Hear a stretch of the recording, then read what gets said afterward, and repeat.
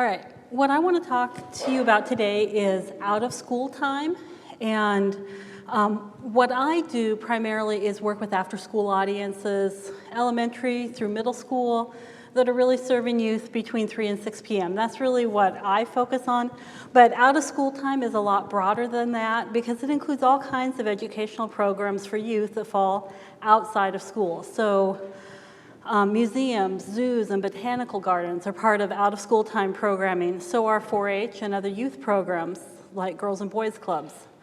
Programs that combine sports and learning are also common in out of school times. There's lots of golf or karate academic programs that combine academic tutoring with sports training or using sports as a way to focus students as they're working on their academics. I have 4 topics I'm going to talk to you about today, and I will probably talk really fast because it makes me nervous to try to fit it into 15 minutes, but I did time it and we're going to be fine. I want to talk to you a little bit about what the out-of-school audience is like and how STEM is viewed by out-of-school time programs, by parents, and by youth who are in those programs. And I also want to try to make the argument for you that this is an audience that you should consider focusing on when you're doing outreach, because I think that's the most important part for you. So I'll be framing a lot of my argument really as a sales pitch. The out-of-school time audience in 2014, it's estimated that there were 10.2 million children participating in after-school programs in the United States.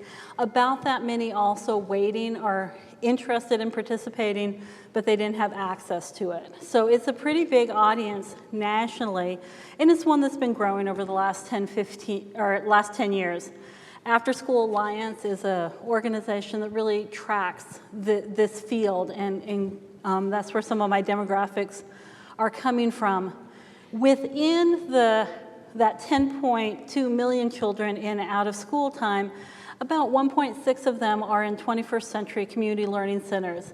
The 21st century program is something that is only in low-income schools, but because it is federally funded, we have a lot better information about the demographics of youth that are in 21st century programs. So I'm going to talk in a little bit more detail about those children because we do know who's participating in 21st century programs and some of the impacts of those programs on them.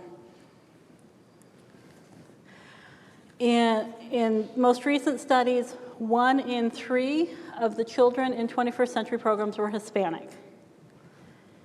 And about half of them are female, a little bit over half, so that's also included in the infographic here. About 1 in 4 of them were African American. So this kind of gives you an idea of what that audience looks like. In general, Hispanic and African American children are more likely to participate in 21st century programs than Caucasian children. Actually, that's true over the broad out-of-school time audience as well. Children from low incomes are more likely to participate in out-of-school programs than middle class or higher income families as well. And what I want to point out, as you look at this demographic, now look around the room here. The audience in out-of-school time programs is markedly different from those that are in STEM graduate programs here in the United States. And they're also different than the people who are in our audience today. So it is an opportunity to reach out, mentor, and impact children who are very underrepresented in STEM fields today. And that's my first argument that I really want to make to you to consider this audience. The children who are well represented in out-of-school programs are not well represented in our field. And so it gives us a chance to reach out specifically to those children and their families. And that's another connection too. Out-of-school time programs tend to be more closely connected to families than schools themselves are. So there's opportunity to reach out not just to the children, but to their families.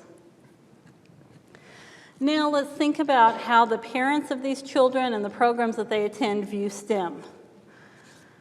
In 2014, when After School Alliance surveyed parents of after-school participants, they found that more than half, a majority, 69%, reported that their children have some access to STEM learning opportunities in their after-school programs.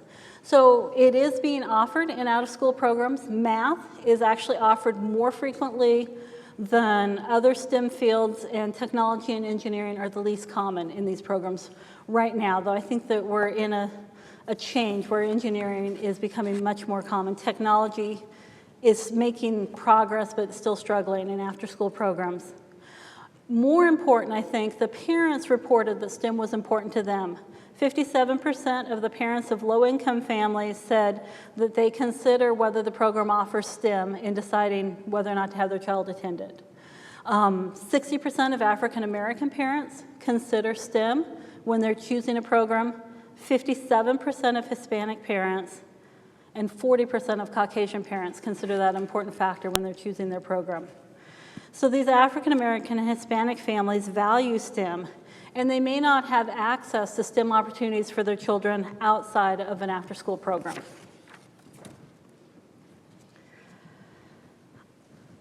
One of the critiques that is often made of STEM in out-of-school time is that it's not very academic, that there's a lot of emphasis on interest and engagement, not necessarily on academic learning.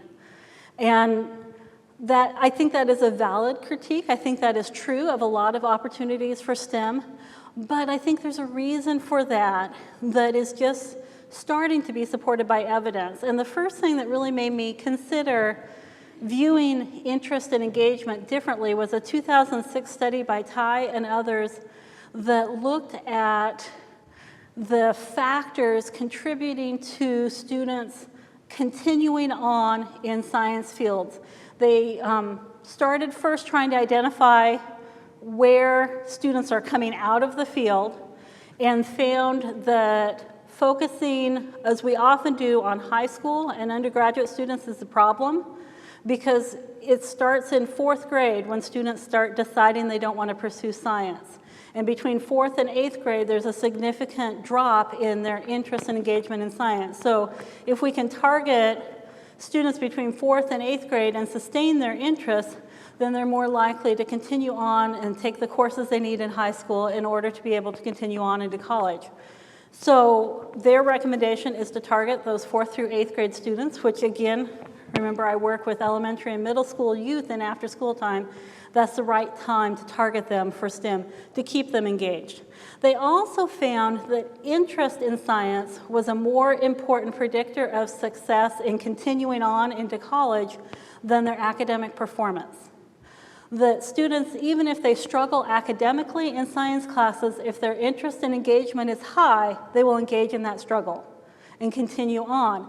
But if they don't have an interest, if they don't see themselves as somebody who can do science, then they won't participate and they don't continue on. So interest and engagement, particularly in elementary and middle school, may be exactly where we should be focusing on engaging students more than trying to build their academic understanding of science at that point. Which brings me to what Click2Science is. Click2Science is an online tool.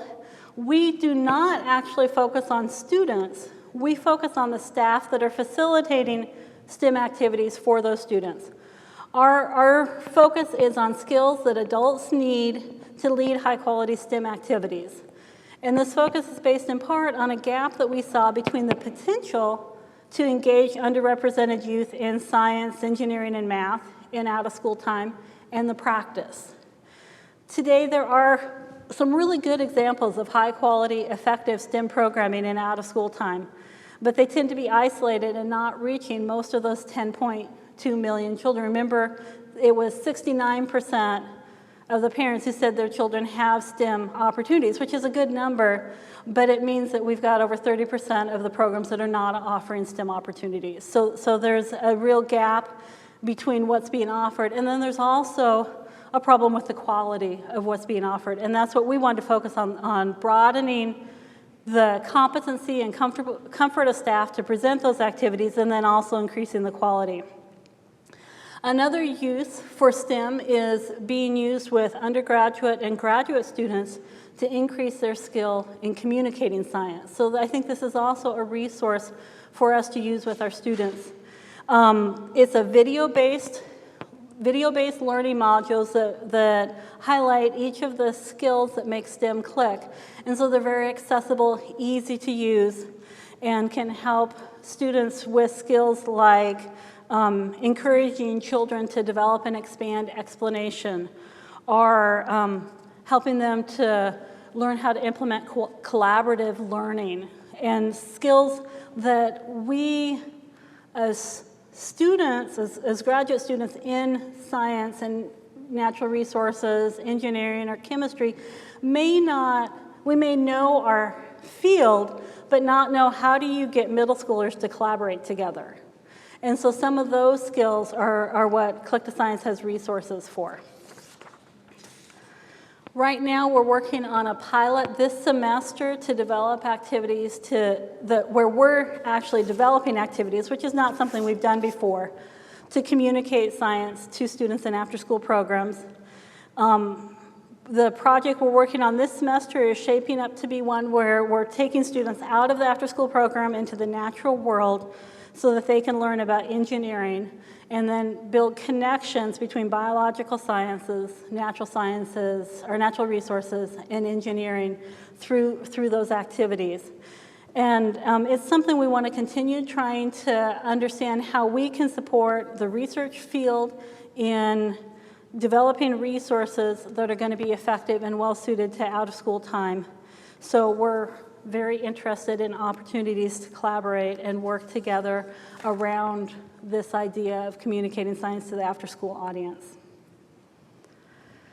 If you are interested in working with us, we will be happy to talk about the potential and also the needs and challenges of working with this audience. It isn't quite as easy and sometimes to access as classroom audiences. In other ways, it's much easier because there's a lot more flexibility in out-of-school time than there is in classrooms that are very driven by standards and assessments and set curriculum. So I invite you to connect with us, to collaborate with us, and I'll be here if you want to talk more. How'd I do on time?